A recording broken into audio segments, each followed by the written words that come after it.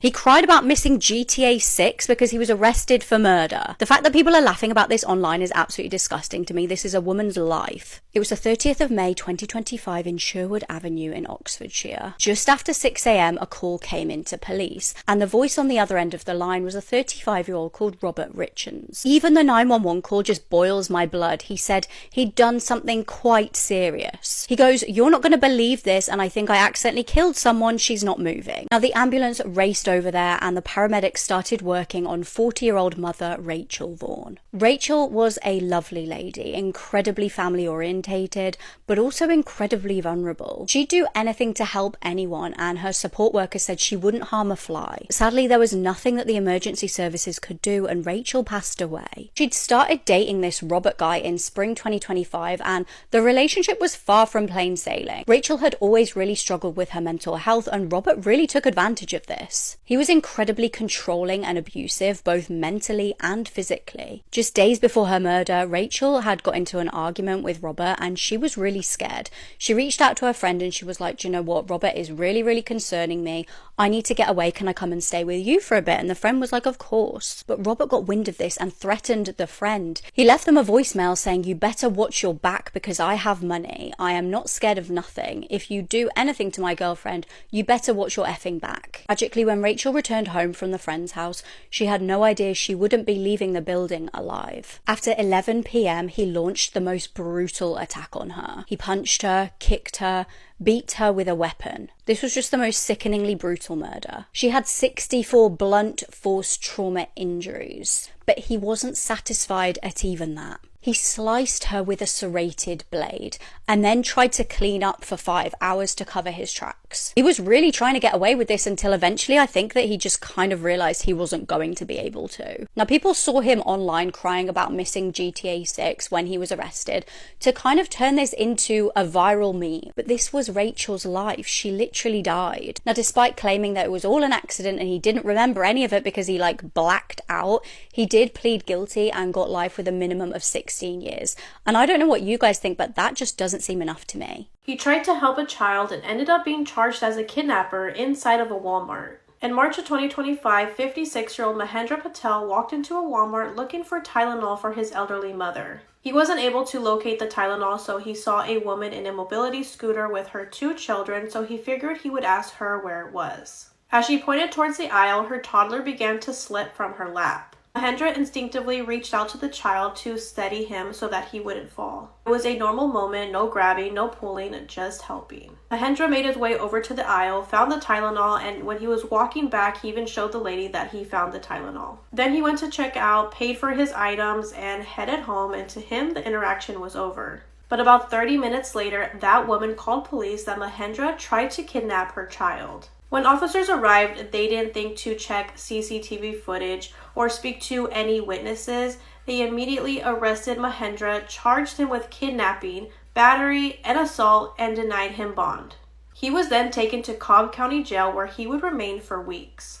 Once it was time for court, Walmart surveillance footage was reviewed and it completely contradicted the accusation. It showed Mahendra asking for help, then steadying the toddler when it was slipping from his mother's lap. He then went to go grab his items, paid for them, and then he left. There was no attempt to take the child, no suspicious behavior, nothing criminal. Although he wasn't found guilty, he had already spent 47 days in jail for something he never even did. He said he lost a total of 17 pounds, missed his medications that he needed to take, and was mistreated by inmates thinking that he had tried to kidnap a child. Prosecutors dropped all charges in August of 2025, and now Mahendra is trying to sue the city for $25 million. On November 29, 1980, Granger Taylor left a note on his parents' door stating that he would be boarding an alien spaceship and would be going on a 42-month interstellar voyage. He disappeared that night and hasn't been seen since. Granger was 32 years old and was described as a genius. He worked at a mechanical shop and could basically fix anything, including an old train that he found in the forest. He also had a long obsession with aliens in space, so much so that he actually built a life-size spaceship on his parents' secluded farm in Duncan, British Columbia that he often slept in. In the months before his disappearance, Granger told his friends and family that he was having recurring dreams that aliens were coming to get him and that he was in direct contact with them. He said he couldn't see them, but he could talk to them. Granger always said that aliens would likely arrive in bad weather in order to travel undercover, and that makes what happened to him that night that much more of a mystery. That night, there was a massive rain and thunderstorm on Vancouver Island. Granger left a note on his parents' bedroom door in the middle of the night stating that he was leaving to board an alien spaceship and was going on a 42-month interstellar voyage. On the back of the note was a hand-drawn map of Waterloo Mountain, but no one knows exactly why that was drawn. Granger was last seen leaving a local diner that night called Bob's Grill in his bright pink pickup truck, but after that, he vanished into thin air. The only thing out of the norm reported by surrounding neighbors was that they heard a loud boom that night, but at the time it was thought to just be thunder. The RCMP conducted a massive search for Granger, but he completely vanished, and it would take nearly 6 years for any possible clue to surface. In March of 1986, a group of forestry workers found a blast site near Mount Prevost, not far from the family's farm. In that blast site, human bone fragments as well as fragments from clothing and a truck were found. The clothing fragments found were from a shirt that Granger's mom had sewn for him, and the VIN number on some of the truck parts found reportedly matched to his truck. The local coroner concluded that on the night Granger vanished, he was carrying dynamite in his truck that somehow went off at some point, killing him whether by accident or not. According to his family, having dynamite in his truck wasn't unusual for Granger, as he would often use it to blow up tree stumps and was very familiar with how to use it. Some people dispute the finding that Granger died that night, and since then there have been a ton of conspiracy theories made about what exactly happened to him. According to his family, Granger had been doing LSD in the months leading up to his disappearance. But for years after, they would leave the back door to the family home unlocked in hopes that he would one day return home. This is the most confusing case I've heard. A woman vanishes into the forest, gets seen alive months later, and then disappears again. It's Memorial Day weekend in Cali, which is crazy because that's literally in 2 weeks. She headed out for a solo camping trip at the Johnson Meadows area. This isn't a casual little getaway. This is butt-fuck nowhere camping. If we haven't learned our lesson already, don't go alone. Sandra had recently been going through it. She lost her job, and her family said that she was dealing with a lot of personal issues. But this wasn't some impulsive trip. She grew up hiking and camping, so she knew what she was doing. But then on June 5th, forest rangers find her campsite, and it's not just empty, it's completely wrecked. Her tent is collapsed, her food and personal belongings are scattered everywhere. It's as if a grizzly bear came in and just messed everything up. Search teams are coming in fast. They find her camping permit, which was still active, and that means that she obviously went missing during this trip. But Sandra is nowhere to be found. They pick up her trail about 2 miles from the site, and her ID, her sleeping bag, and her hiking gear are all left behind. But here's where it gets really strange, because they find barefoot footprints in rugged rocky terrain, and those tracks lead deeper into the forest. But that's it. No more leads, no more signs of her after that. Fast forward 6 months, a hunting guide and his son are out near Johnson Meadows, which is the same area, and they see a woman who matches Sandra's description. She's barefoot and visibly bruised up and really dirty, and when they offer help, she refuses and disappears right back into the forest before they can even stop her. And that is the last known sighting of Sandra Hughes. The part that gives me chills is that search and rescue teams went all in after that. Drones, helicopters, tracking dogs, but absolutely nothing was found. Not a single confirmed clue that she left that area. No new tracks, no remains, no personal items. So where did she go? Where does that leave us? I get a really eerie vibe from this case. I don't know if I should assume that that's the life she wants, but take care of yourselves. If you're going out into the wild, please tell someone where you're going. I want to see you in my next video. I love you. Group hug. This is one of the most sickening, disturbing, graphic cases that I will ever cover, so please take that as a warning before you watch the rest of this video. She was abducted off the street before being barbarically tortured and murdered in one of Malaysia's most horrific unsolved cases. I'm True Crime Caitlin, and this is the murder of Ang Mei Hong. On the morning of the 12th of April 1978, 9-year-old Ang Mei was out walking with her older brother Ang Yao. The two were heading towards a nearby market to pick up some breakfast, and walking to the market, walking this route was a pretty ordinary ordinary thing and something that they did all the time. They knew this route like the back of their hand because their dad actually worked inside the market on his own stall. As they were walking, Ang Yao came over with a really bad belly and he needed to quickly run back home so that he could go to the toilet. He told Ang Mei to stay exactly where she was, do not move, and he would be back in no longer than 10 minutes, but by the time he arrived back, Ang Mei was nowhere to be seen. Ang Yao started looking around about the street and the nearby area where they were just to see if Ang Mei had gotten bored and wandered off somewhere, but he couldn't find her. In a panic, he raced to their father and frantically explained what had happened and that he could not find Ang Mei. Over the next couple of hours, with the help of their neighbours, Ang Mei's family began combing the area where she went missing, not leaving a single stone unturned, calling out her name, but to no avail. It would be Ang Mei's mum who searched inside a nearby abandoned building and made the horrific and traumatizing discovery, something that would haunt her for the rest of her life. There on the ground was the naked body of her 9-year-old daughter, and she had very obviously been brutalized and was very obviously dead. A metre-long length of wood which had nails protruding from it was forced inside of Ang Mei.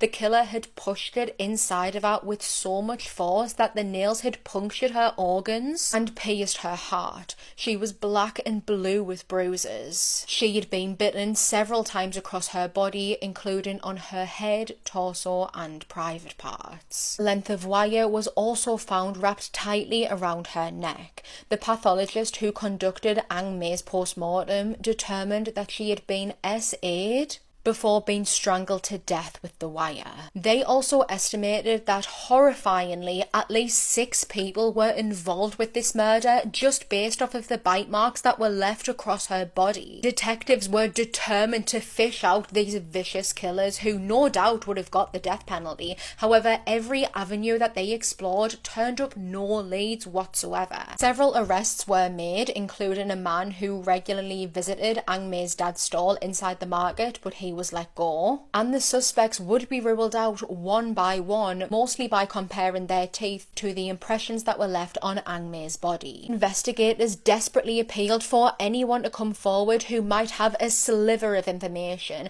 Maybe they saw Ang Mei by herself, maybe they saw her walking off with someone, or maybe they saw the kidnappers. They would put up some reward money, which was the equivalent of around about £2,000. When they still got no leads after this, they would eventually double it. But still, no one was coming forward with anything, and the investigation began to slow down and eventually went cold. That was until someone started sending letters to the media. A man writing the letters claimed that he was part of a group of drug addicts who frequented the abandoned building where Ang Mei's body was found, and that he actually participated in her murder. This writer sent several letters, and in one of them he even expressed remorse for what he did and said that he wanted to hand himself in, but he would only do it under the circumstances that the death penalty was took off the table and that his family would be given the reward money. Before the police even had time to try and track down this man or even consider his offer, the writer sent in another letter saying that that was all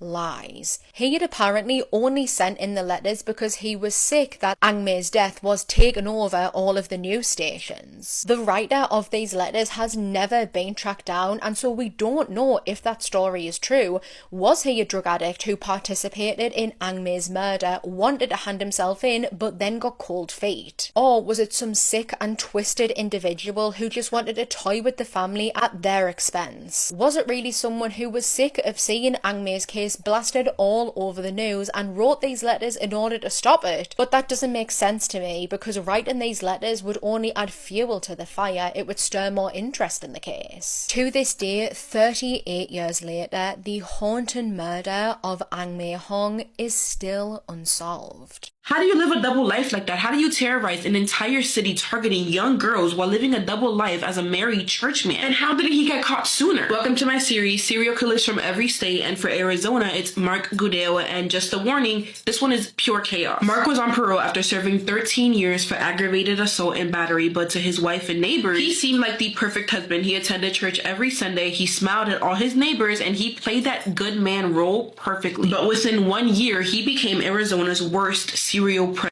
Summer of 2005 in Phoenix, and there's 3 teenage girls walking, and all of a sudden Mark approaches them with a weapon. He chases 2 down, forces them off the street, and assaults them right there. And he enjoyed their fear so much that only 1 month later, September 8th, he escalates. 19-year-old Georgia Thompson was found outside of her apartment complex, but this time she did not survive. She'd been assaulted, robbed, and left behind like she did not matter. And it just keeps going over and over again, 4 to 5 times a month. Random women, random places, some survived, some didn't. And every time police thought they had a lead, it just went cold. One survivor said that she was assaulted right next to her pregnant sister while he pressed a weapon to her belly. Another remembered how his face stayed completely calm, like he was at peace doing this. He would force themselves into the car of these young teenage girls and make them do things they didn't want to do, all while holding a weapon to their head. You guys, this is my worst fear, and you ask me how I sleep at night?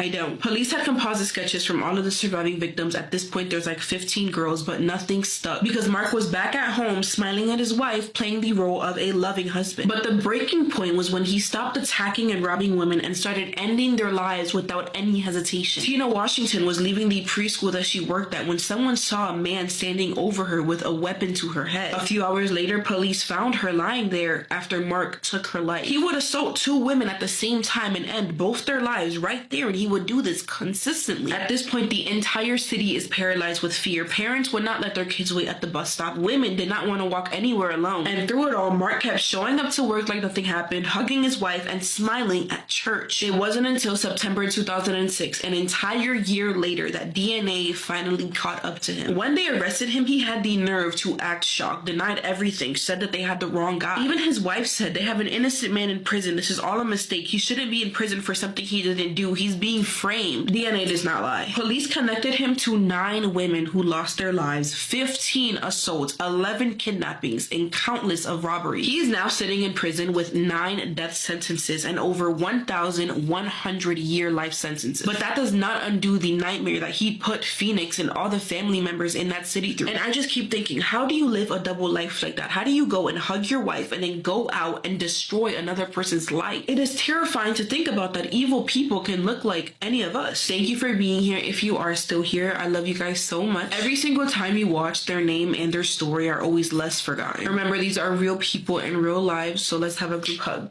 She was found wandering the streets with no shoes on, soaked in a man's blood. This is the almost unbelievable case of Domina Cherry. A girl we only know as Sarah M. seemed to have a pretty normal upbringing. From an early age, she had a lot of friends, she had a cute pet bunny, she honestly looked like she had a pretty nice life from the outside looking in. But Sarah had BPD, and she really struggled with her mental health. She was in and out of psychiatric wards. Sometimes she had to go in against her wishes. And this led her down a really dark path. She was using substances to cope. She was getting involved with the wrong guys. She was having brushes with the law. In 2017, she ended up having to do community service after calling police officer sons of bees. She was experiencing hallucinations and delusions, and nobody really knew whether it was because of her mental health struggles or whether it was due to the substances. It was kind of like chicken and egg. It seemed like the only thing she was actually interested in, the only thing she could focus on, was serial killers. And not in the way that me and you are interested in these kind of people. She was actually idolizing them, to the point where she had posters of Richard Ramirez on her wall, like I used to have posters growing up of Justin Bieber. It was clearly a dangerous fascination, and in April 2021, things would turn extremely dark. At this point, Sarah had been in a relationship with a guy who honestly was just bad news. He wasn't a good guy. He was a criminal, he was doing substances, he was just not the right person to be with her. But she was devastated when he broke up with her. She didn't know how to cope. She was like, I'm going to make men pay. And she concocted this plan.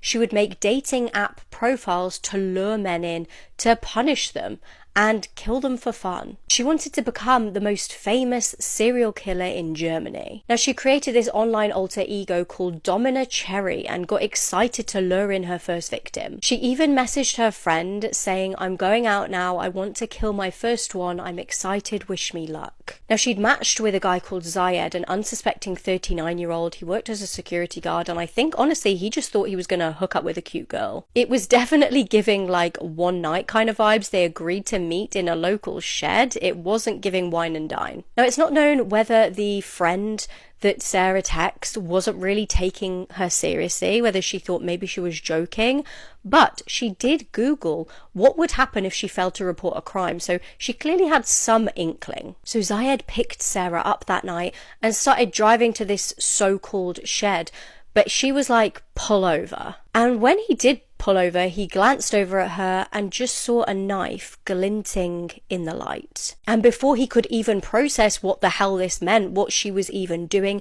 she plunged the knife into his neck. Now, she ran out of the car, he stumbled out of the vehicle, flagged down a car and was raced to hospital. Meanwhile, Sarah was found staggering the local town without shoes on, covered in his blood. And when she was arrested, it kind of seemed like she was acting like a bit of a zombie, like in a trance. It was very strange. She was just repeatedly saying that she had planned so much more. Tragically, after falling into a coma 19 days after the attack, Zayed passed away. Sarah was sentenced to 12 years in a socio-therapeutic facility, and loads of people are saying that's not justice. And Sarah seemed to show no remorse for her crime either. A real true crime case of a killer clown. On the morning of May 26, 1990, Marlene Warren had a visitor at her door. When she opened her door, standing in front of her was a clown holding flowers and balloons. Before Marlene even knew what was happening, the clown took out a revolver and shot her in the face. Since it's now October, you guys have been asking me to cover the most terrifying true crime cases I know, and truly, what is scarier than a real killer clown? Marlene's son and some of his friends were over for breakfast, and they could see everything that happened. They saw the clown just turn around and walk slowly, silently back to the car that they came in, get in the car, and just drive away like nothing happened. Marlene was rushed to the hospital, but sadly passed away 2 days later from her injuries. When a woman is killed, the first person that investigators look at is the husband. Marlene and Mike Warren owned multiple properties and businesses together, but they were also having severe marital problems. Marlene suspected that her husband Mike had been having an affair,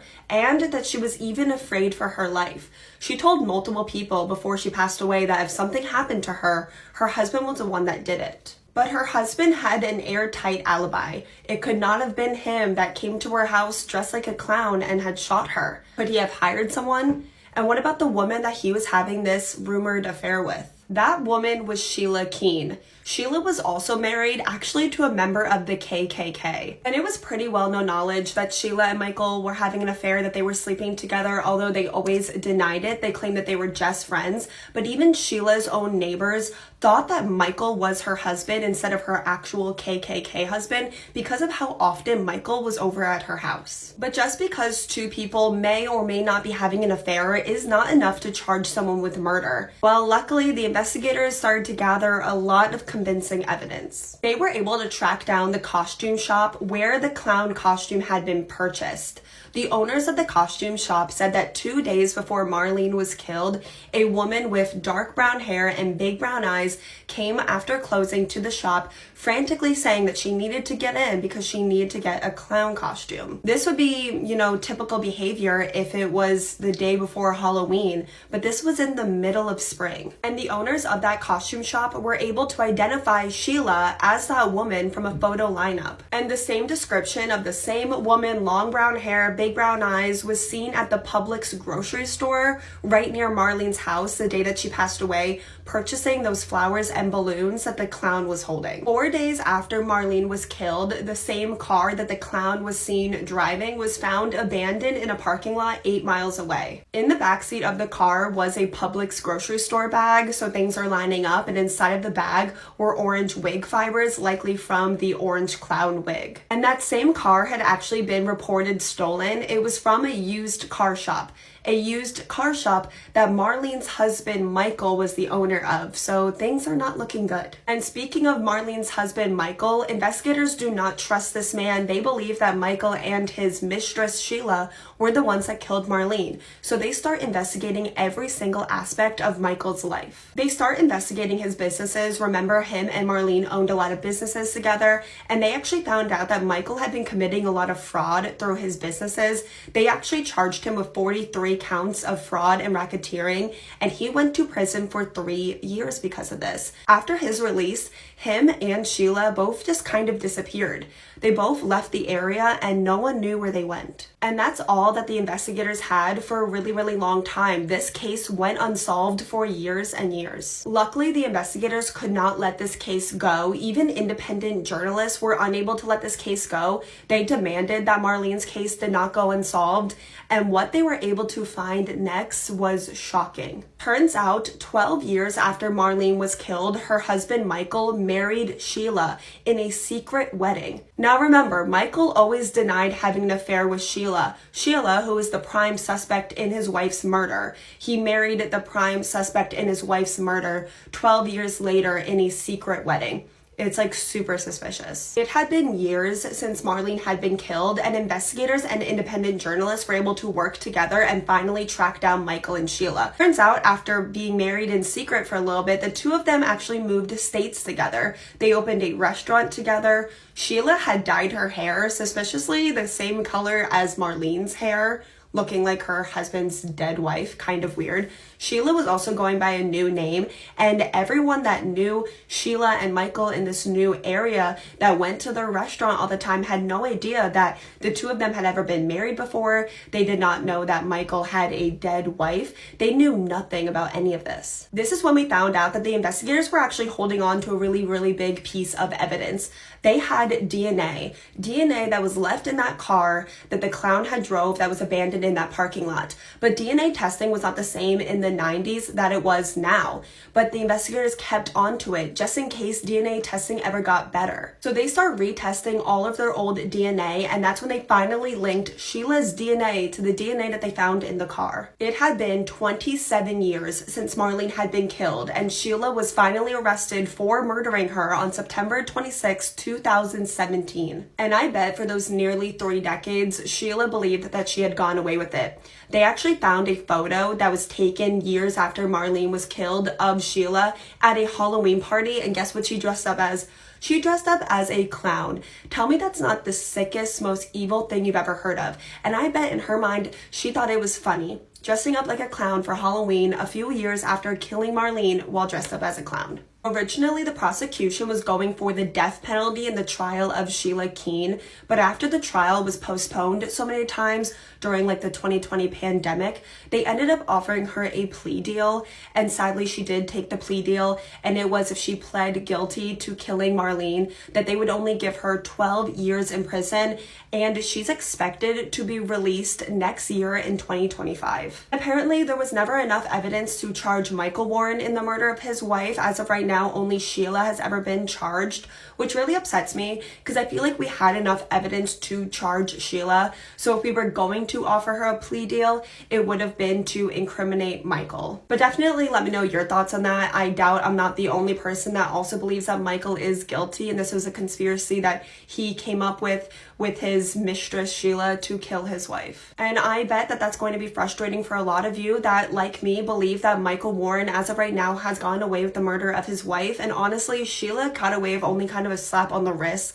You know, she got to live freely for 27 years before being arrested and then was sentenced to only 12 years. So definitely let me know all your thoughts in the comments while you guys are there. Please let me know what case you want to see me cover next. Until then, I love you guys so much, and I will see you guys tomorrow with the next October themed case. Imagine going round to your relative's house one night just to pick something up and finding them hitting somebody in the head with an axe. It was the 6th of October 1965 in Manchester. A guy called David Smith was just settling down for the evening. Now, he was actually 17 years old, but he was at home with his wife. People, I guess, got married a lot younger back then. His wife was a woman called Maureen. The pair had actually got married when David was just 16, and Maureen was slightly older, but she fell pregnant. So it was kind of the done thing that they'd just get married and have the baby. So the very young married couple was sat there one night and the doorbell rang. It was Maureen's sister, and she was like, guys, I just wanted to drop off some wine for you. My partner wanted you to have it.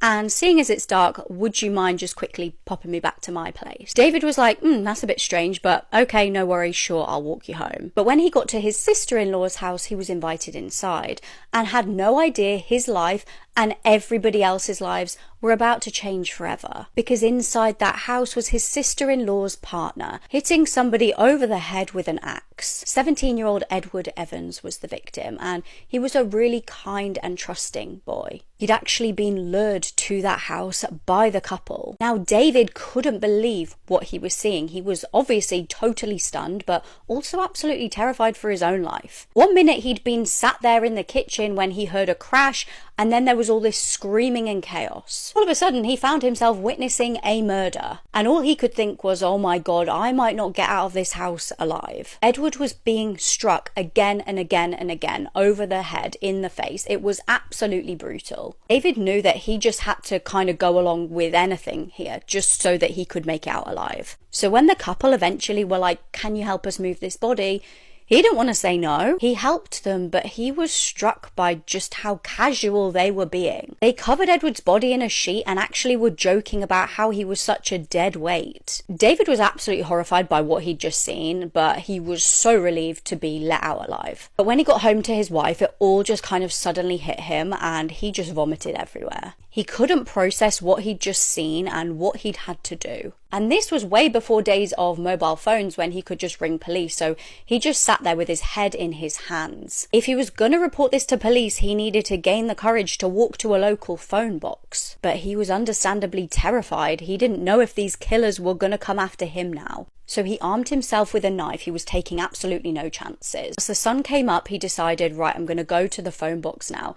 There were kind of like milkmen round. It felt a little bit safer. He got to the phone box, he rang the police, and he just said, pick me up. When he got to the station, he told police, I just witnessed a murder. And when they asked who did it, he said it was my sister-in-law and her partner, Myra Hindley and Ian Brady. Now, thankfully, Edward's murder was fairly straightforward to prove because his body was actually in the house and police found it, and David had obviously witnessed the murder. But the skeletons in the closet of these two were absolutely chilling. I've done a huge deep dive if you want the full story of all of the victims of these two. The Silence of the Moors is available now on the Bourne Investigation. Okay, I'm gonna need you guys to lock in. Today's story, very, in capital letters, V-E-R-Y, very graphic, very disturbing, very gruesome. Believe me when I say it's bad, and believe me when I say that if you have a weak stomach, you should skip this video. On September 20th in 2015 at 3:39 in the morning, authorities in Sunrise, Florida received a frantic 911 call. The caller was a man and he was losing his mind, screaming, crying into the phone, saying that his girlfriend was having trouble breathing and that she needed help immediately. The dispatcher could hardly understand what he was saying, but it was clear that he was in a panic. He was worried that his girlfriend wasn't going to make it. He kept saying that he didn't know what happened, saying, come on please, baby, please, come on please. Police officers and paramedics were dispatched to the apartment complex. When they arrived, they walked into the apartment, which was pretty dark. The air felt thick. They didn't know what they were walking into. But not even in their worst nightmares could they have imagined just how gruesome and disturbing the crime scene would be. Red everywhere, on the walls, on the doors, on the floors, but it was textured almost. It looked like there were little pieces of something else mixed in it, and there were also pieces of that texture scattered around the apartment building, leaving behind a trail leading into the bathroom. They also immediately noticed that some of the doors looked like they had been ripped off the hinges. Those little pieces were pieces of human tissue, and inside of that bathroom were two people, a man on the floor crying, and in his arms the body of a deceased woman. 34-year-old Maria Nemeth was born in Peru. When she was a teenager, she moved to Miami, which is when she learned how to speak English. She was a very happy, outdoorsy, friendly kind of person, and her favorite thing in the world was taking pictures. Something about being able to capture a moment and freeze it in time was amusing to her. By 2014, she was in her 30s now, living in Florida, working at an apartment complex, and single, but ready to mingle. Maria was cautious about dating, not only because she was in her 30s now looking for a serious relationship, but also because she had previously been in an 8-year-long marriage. She got married when she was only 22 years old, but fast forward 8 years, she decided it wasn't what she wanted anymore, so they got a divorce and went their separate ways. One night, when she was out with her friends, Maria ran into and met a guy that caught her eye, 24-year-old Fidel Lopez. A little bit younger than her, but very, very handsome in her eyes. Like her, Fidel wasn't from the States. He was born in Cuba and he moved to the US with his father when he was 16 years old.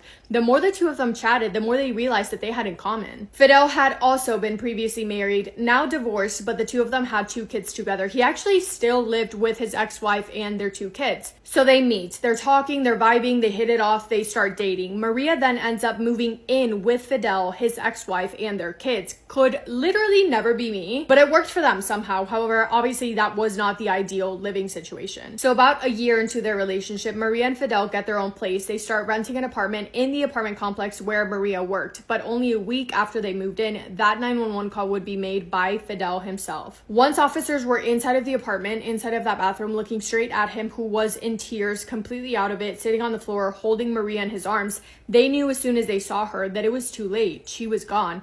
And at 4:02 in the morning, Maria Nemeth was pronounced deceased at the scene. And because of the state the apartment was in, it wasn't even a question to authorities that something terrible had happened and that more than likely Fidel was the one responsible. He was arrested and taken to the station to be questioned. It was around 7:30 in the morning now, and he was surprisingly willing to talk about what happened the night prior, kind of. So let's talk through the events of September 19th and what Fidel said happened. After work that day, him and Maria cooked dinner. They then headed over to Fidel's mom's house. They were there for a little bit. Afterwards, they went to Chili's, hung out there before returning back to their apartment. They had just moved in, so there were still boxes everywhere. They didn't really have any furniture, but they were in the mood to celebrate, so they grabbed a beverage that you have to be 21 years old to have, and they had a lot of them. Music was playing, they were having fun, all was good until they got into a really heated argument. After that, they start kissing, smooching, but they're still kind of angry, so they're being pretty aggressive. Fidel is being pretty controlling, pretty rough, and they engage in intimate activity. They do the deed, and afterwards, Fidel tells authorities that Maria got sick, so she went to the bathroom and he stepped outside on the balcony. And he said that when he came back inside, Maria was having trouble breathing. So, a lot of gaps and inconsistencies in his story, because what do you mean she was totally fine? You were doing whatever, you stepped outside, you came back in, you found her deceased. That doesn't just happen. The two officers talking to Fidel are trying out different strategies. They're playing good cop, bad cop. They're trying to be patient and understanding, saying, we know you're not a bad guy. We know you didn't mean to do this. Something just went wrong. And you need to tell us what it was. And he just keeps saying, I don't know. I wouldn't hurt her. And I can assume that this went on for hours, and they're trying to tell him, dude, look, something happened. You did something awful to her. She's gone. You're going to jail, but if you tell us what happened, you might be able to get a lesser sentence for being cooperative, and you'll look like a human being who lost his temper, because Fidel did let them know that he had anger issues. He was one to lose his temper and start punching walls and flipping furniture around when he got angry. So they tell him, we need a why. We need an explanation as to what made you so angry that made you capable of hurting another human being to that degree. And they say, if you don't give us a why, if you don't give us a motive, then you are going to be looked at as an animal, because the things that you did to her, to your girlfriend, the person that you claim to love, were animalistic. They were that bad. I mean, the crime scene literally looked as if a vicious wild animal went in there and destroyed the entire place. Some of the neighbors said that even though it was the middle of the night, they thought that there was construction going on above them because the noises were that loud. But Fidel was not willing to tell them anything. He said that he was being cooperative with police, but that he just could not remember. But they were not going to let him go, because while he was being questioned, another group of law enforcement officials were at the crime scene investigating it, gathering evidence, and the picture that the crime scene painted of what could have happened was brutal. The officers that were talking to him got pictures of the crime scene eventually, and they showed those to Fidel as another attempt to try and get him to talk. They also later got autopsy results back. And if you're eating, this might be a good time to stop, because the things that Fidel did to Maria are truly unspeakable. Maria had blunt force trauma to her head, bruises covering her entire body, and a lot of defensive wounds that showed that she put up a fight. While they were engaging in intimate activities, at some point, Fidel grabbed foreign objects and inserted them in places, both front and back. Specifically, a glass bottle, as well as a hair straightener, and his arm all the way up to his elbow. Maria had injuries similar to injuries that women sustain during childbirth. She had a 3.5-inch wound from her front to her back. And remember the chunks of human tissue that we mentioned earlier in the video that were scattered around the apartment? Those were parts of her organs. She had missing pieces of her insides that were ripped out. One of the pieces found in a different part of the apartment was 13 inches long. Maria had a total of 60 inches of her insides that had been removed from both her front and back ends. Those were the injuries that officers were describing to Fidel, and he was still able to sit there in front of them, look them in the eye, and say, I didn't do anything wrong. I only did what she asked me to do. They tell him, she did not ask you to do that. She would not have been able to talk or walk or move from the pain that she would have been in. Eventually, after hours and a million different stories, Fidel finally confessed, and he told them what really happened. Fidel told them that while they were being intimate, Maria called him by her ex-husband's name, twice. And when she did, he saw red. He flew into a rage and started destroying the apartment, breaking glass doors, ripping the doors off the hinges, putting holes in the wall. He said, quote, "She changed my name. She called me the name of the other guy, and she said it twice, and she was wrong, and she was confusing me with him. At that point, I got mad. I got really, really mad," end quote. After trashing the apartment, he returned to Maria and, quote, "became a monster," end quote. He inserted those objects, and using his arm, he pulled out her insides. He said, quote, "I wasn't thinking, man. I wasn't thinking," end quote. At 1:36 p.m., 10 hours after that 911 call was first made, Fidel was finally arrested and charged with Maria's death. And do you want to know another part of this story that makes me sick and that I cannot comprehend? His family, after learning what happened, okay, stood by him and supported him through the entire thing, the entire trial. They said, quote, "We're praying for you, honey. You have your entire family praying." Fidel originally pled not guilty. His lawyers were trying to get his confession not able to be used in court under the most ridiculous excuse that I've ever heard in my life of him not being able to understand the English language when he was literally speaking English the entire time he confessed. But then in 2017, to avoid getting the death penalty, he changed his plea to guilty and he was sentenced to life in prison without the possibility of parole. And in the courtroom, he said something to Maria's family. He said, quote, "Today I am happy to fulfill this conviction. I know that what I did has to be paid, and I agree. I will pay with my life for the life that I took. To Maria's family, I ask for forgiveness." Maria's family was absolutely heartbroken and devastated, of course. Her cousin said, quote, "I still cannot. I can't process it. Maria was very responsible. It's very hard to understand why she got involved with a person who has these kind of thoughts." Her cousin also described Maria to be a beautiful young woman who was full of life and very close to her family. This is a quote from Maria's father as well. He said, quote, "If I had to summarize the life of Maria, it would be very difficult to express it in a few lines. I just want to tell you all that she was and will continue to be a model of affection, effort, perseverance, and love of humanity," end quote. But that is all I have for today's story. There's not a word in any language that is terrible enough to describe just how awful of a human being you have to be able to have it in you to do that to someone else. I cannot comprehend. But anyway, I hope you guys are having the best day. If not, go do something to make it the best day. Make somebody happy, and I will see you in my next video. Massive kiss on the forehead to every single one of you. Kanika Jenkins, otherwise known as the girl in the freezer. You will never not convince me that something horrible happened that night, because how do you go missing inside of a hotel only to be found dead inside of one of their walk-in freezers 24 hours later? So many things don't add up about this case, so let's talk about it. On September 8th, 2017, 19-year-old Kanika Jenkins borrowed her mom's car and left their home in Chicago. It was around 11:30 p.m. and she was really excited about going to a private party with her friends at the nearby Crown Plaza Hotel in Rosemont. The party was being held in room 926 and she arrived a little after 1 that morning. People at the party reported seeing her drink a little bit, but they said that she wasn't acting like her usual self. She seemed sad, and while she would normally be dancing and having fun, she was kind of just sitting by herself and not really talking to anyone. Kanika last spoke with her sister at around 1:30 that morning, not long after arriving, and what happened after this has never fully been explained. Over the next couple of hours, Kanika was seen walking the halls of the hotel with her friends, and security camera footage shows her appearing to be intoxicated and stumbling throughout the hotel. At around 3:20 that morning, she was seen on camera near the front desk, and about 5 minutes later, she was seen exiting the elevator on one of the lower floors. The last time Kanika was seen alive was at 3:32 a.m., where she is spotted on security footage walking into one of the hotel's kitchens. She's then seen walking around the corner where she disappears. Now, the kitchen that Kanika walked into was under construction and at the time was not currently being used, so it was completely empty. The kitchen was kind of tucked away, and on the way there, multiple hotel employees saw Kanika very obviously intoxicated, staggering through the hotel alone, but nobody stopped her. So it's a little crazy to me that she was able to find the kitchen in the first place, let alone enter. It wasn't locked or blocked off from the public, but it was a really eerie scene.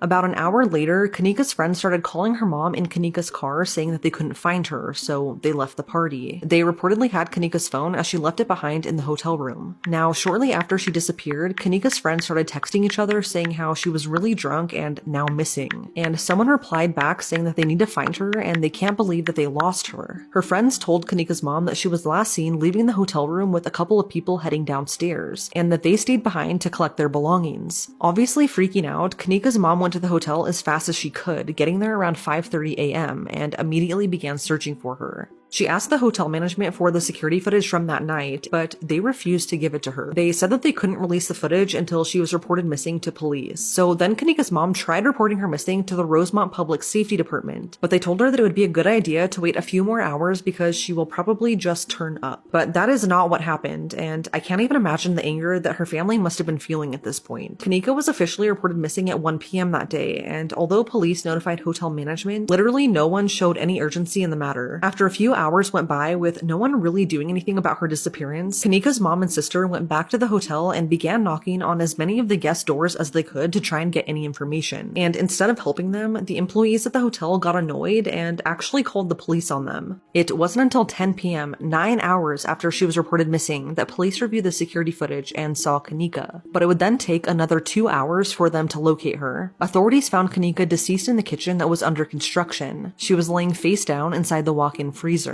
The only trauma she had on her body was a cut on her ankle, a chipped tooth, and a small injury to her thigh. Her brain had also swelled, and I'm not sure if that's just naturally what happens after death, but the way she was found is incredibly bizarre. She was found to be missing one of her shoes and socks, but on the security footage of her walking into the kitchen, presumably when she was last alive right before she died, she had both of her shoes on. Another thing is that her clothes were extremely dirty and her hair was matted down, and that's something that has never been explained. Now for the condition of the freezer. After leaving the door open for 2 hours, the temperature was 34 degrees, so I can only imagine that it was much colder with the doors shut. During the investigation, police reviewed the security footage that showed Kanika walking into the kitchen. She was alone, but conveniently enough, there was no camera pointing directly at the walk-in freezer, so the footage never actually showed her entering the freezer at all. After interviewing Kanika's friends that were with her at the party the night she died, their stories all seemed to be inconsistent with one another. No illegal drugs were found in her system, but her blood alcohol level was 0.112, and mysteriously, traces of the drug topiramate were found, which is a drug that's used to treat epilepsy and migraines. Kanika was not prescribed this, so how it ended up in her system,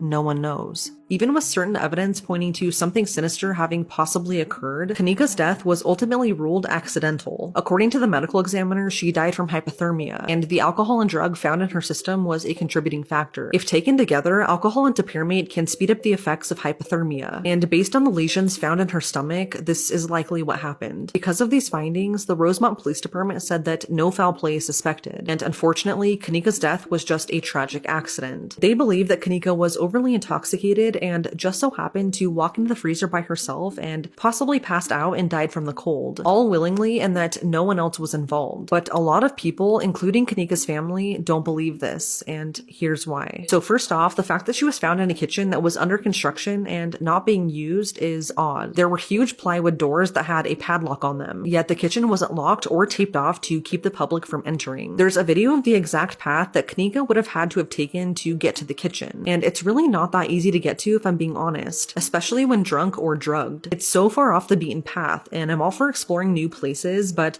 this location in specific is just odd. Now, although the kitchen wasn't in use, for some reason the freezer was on, and not only would she have had to walk into the cooler that it was in, she would have had to also open up the door to the freezer itself that was inside the cooler. Meanwhile, the lights were off in both, so it was pitch black. Even being drunk, many question why anyone would do this. It was especially cold in there, which oftentimes sobers a person up, but no one really knows what happened when she went in there. One of the biggest questions is why she couldn't get out on her own. The door to the freezer wasn't locked on the outside, and there was a handle on the inside where she was at that would enable a person to get out on their own. The family's legal team has argued that someone could have secured the door from the outside, not knowing she was in there. And this isn't incredibly unlikely because while Kanika was actively missing, before she was found, one of the hotel employees actually walked into the same freezer where Kanika's body was and didn't even see her. How? I have no idea. So the fact that she could have been accidentally trapped inside isn't super far-fetched. But as far as I can find, no one else is seen entering the kitchen on the security cameras. This brings me to another point. A conspiracy theory has run rampant about the security footage having possibly been manipulated. Some believe that the footage cuts out certain parts of the night. And adding fuel to this theory is the fact that multiple cameras in the hotel that could have been useful in seeing what happened just so happened to not be working that night. Some believe that the hotel security could possibly be involved. And that's because the night Kanika died, there were several noise complaints updates about the party she was at from other guests. Yet security did nothing to shut it down. They also didn't investigate a minor who was very obviously intoxicated and stumbling throughout their hotel. And why they didn't really beats me. And don't even get me started on the YouTuber who was investigating Kanika's death and then mysteriously died not even a year after posting about it. That's a whole other story, so let me know if you want to hear about that. Kanika's family was able to file a lawsuit against the Crowne Plaza for failing to secure the kitchen and for not shutting down an illegal party. And they were also able to sue for not thoroughly checking the security footage in a timely manner, and they actually won $10 million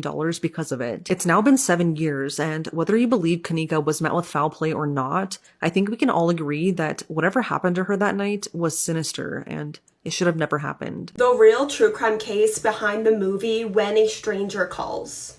Have you checked the children? You may have seen the movie, but if you haven't, a babysitter begins receiving cryptic phone calls asking her if she has checked on the children before learning that the calls are coming from inside the house. Since it's October, you guys have been asking me to cover the most terrifying true crime cases I know, and all I can say is be careful what you ask for. Janet Chrisman was an 8th grader. Only 13 years old, only a few days from her 14th birthday on March 18th, 1950. Janet was a responsible, hardworking girl, and you can really tell this from her character since this night was a Saturday night. There was a huge school dance that all of Janet's friends were attending, but Janet chose to not go to the school dance and actually babysit that night to make, a little extra money. Janet only babysat for 2 families, the Romack family and the Muller family. And that night at 7:30 p.m., Janet was going to be babysitting the Romacks' 3-year-old son, Gregory. The house was in a rural, isolated area on the outskirts of town, and that night was a cold, stormy night.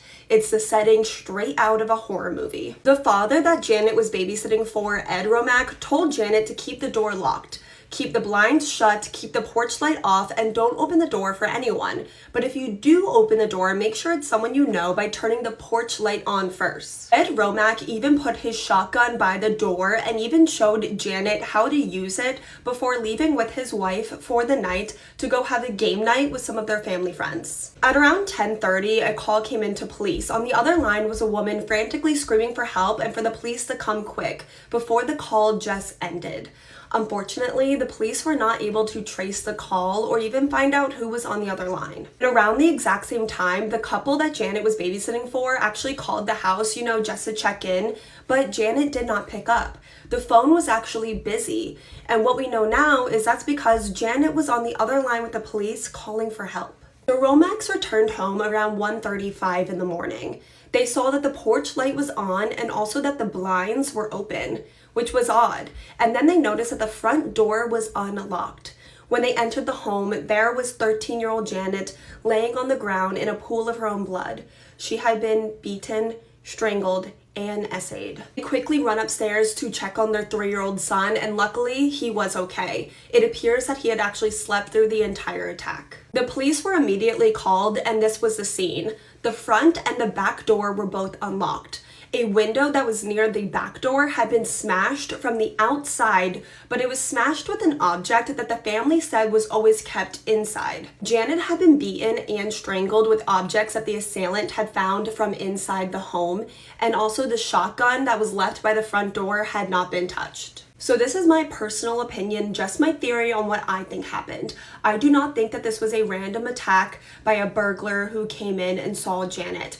I think that this was done by someone she knew. Remember, the house was in a rural, isolated area. So I think that this person that came to the house did it because they knew Janet was there, especially since nothing was stolen. I believe that someone that Janet knew came to the front door and knocked on the door. This would explain why the porch light was on and why the blinds were open, because Janet was checking to see if it was someone she knew, and then it was, so she let them in. And then that person attacked Janet by surprise, which is why the shotgun was not touched. And then afterwards, the assailant grabbed an item from inside the house, unlocked the back door, smashed the window to make it look like staged the scene like this was a random break-in. So actually, some of the investigators on the scene from day one did believe this theory, but the other half of the investigators actually believed that this was a random attack by someone who randomly broke into the house, and they came in from the house from the smashed window. So the investigators that believed that Janet had been attacked by someone she knew and that person had come through the front door her were trying to find out who knew that Janet would be babysitting at the Romack house that evening, and also who might want to hurt her. Only one name kept coming up, and that was this man right here, Robert Mueller. Do you remember how I told you that Janet only babysat for 2 families? Well, Robert Mueller was the father from the other family that Janet would babysit for. And apparently, Janet kind of got the creeps from this guy. And apparently, she wasn't the only one. Pretty much all girls just kind of got this creepy vibe from Robert. And also, apparently, Robert also made some really creepy, odd comments about Janet's body before she died. And remember, Janet is only a 13-year-old girl. Robert was also one of the only people that knew that Janet was going to be babysitting at the Romacks that evening, because he actually called her that morning to see if Janet could babysit for him, because he was also going to be at that game night that the Romacks were going to be at. Janet told Robert that she could not babysit for him because she was going to be babysitting for the Romacks. Apparently, Ed Romack and Robert Mueller had been friends since high school. Now, I know what you're thinking. If Robert was also at this game night, then he could not have been the person that killed Janet. Well, apparently, Robert disappeared from game night for 2 whole hours because he said that he was going to meet up with a doctor that was going to be taking care of his son.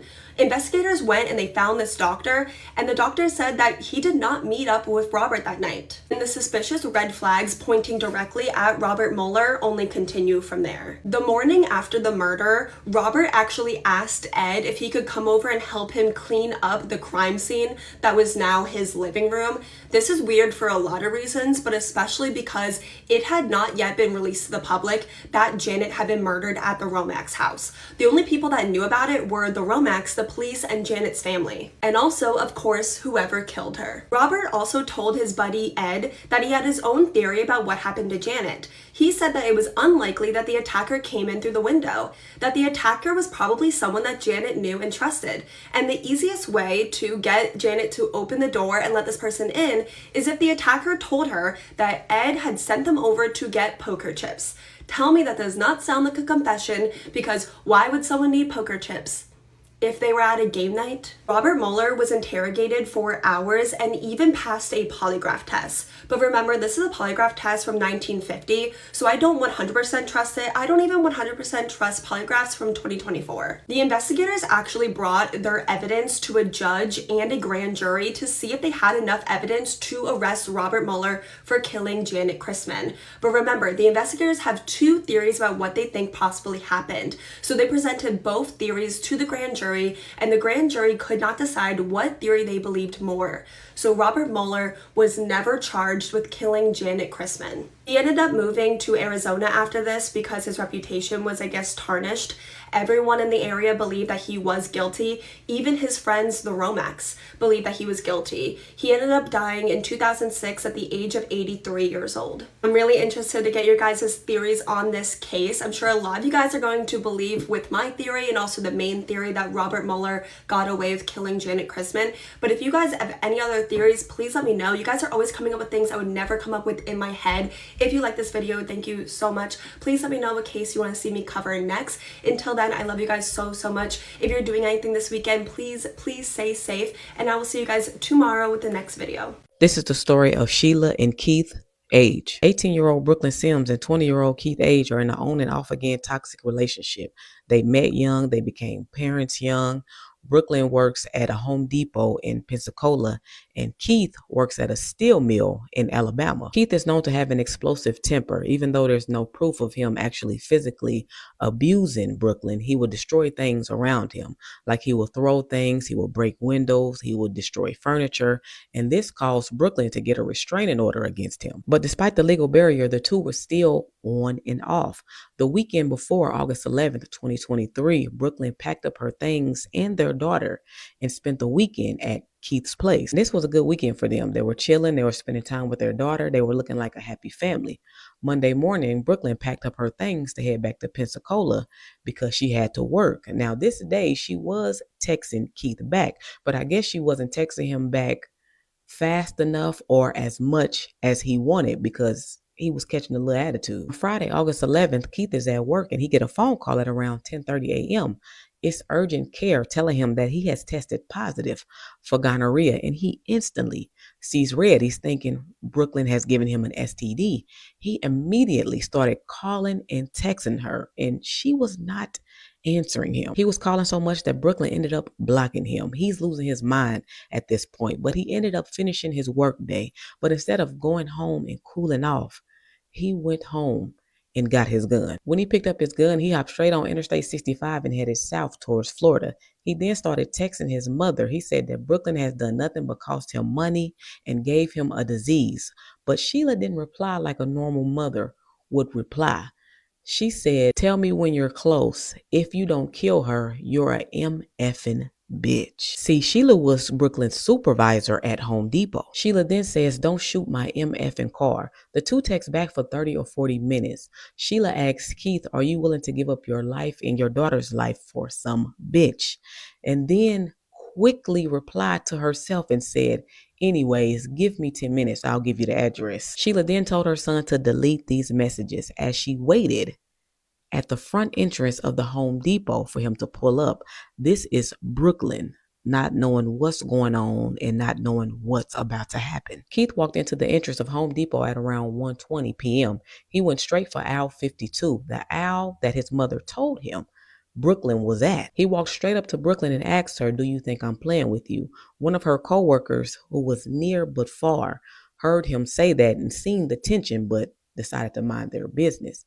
Brooklyn looked at Keith like, "Not this again." And as soon as she said that, he pulled the Glock 19 from his waist and emptied the clip on her. Keith fled the scene, but Home Depot was crowded. So as soon as the shots rang out, the 911 calls started to come in. So it took no time for the police to get there. When they got there and seen the state that Brooklyn was in, they knew that she was deceased. She was shot in her head, her shoulder, her torso, and her back. But a witness that was outside loading up his truck told the police that he seen Keith fleeing the scene and that he was headed towards Davis Highway. As some officers are headed towards Davis Highways, other officers are getting witness statements. And guess who was putting on an Academy Award winning performance? Sheila Age. She told them that Brooklyn and her son has a child together, and of course the police antennas are raising by this information. But she also told them that they haven't been together in years and they don't have any issues. Mind you, she's crying hysterically as she's talking to the police, trying to give them information.